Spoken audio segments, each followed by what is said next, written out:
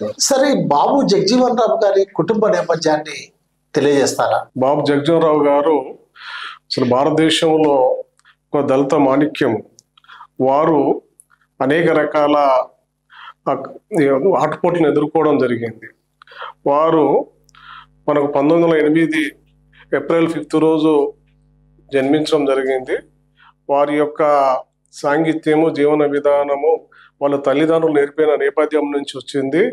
So వాళ్ళ తల్లిదండ్రులు మనకు బసంతిదేవి, శోభిరామ్ గారు. వారిచ్చిన ఒక విద్యతోటి ఈ యొక్క సామాజిక చైతన్యాన్ని ముందు తీసుకురావడానికి వారు ఎంతో కృషి చేయడం జరిగింది.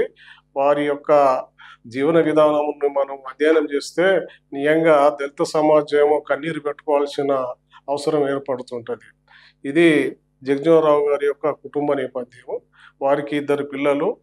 సో మొదటి భార్య 5 ఏళ్ళప్పుడే వివాహం జరిగింది. 1933లో మొదటి భార్య వీరస్వర్గం అందింది.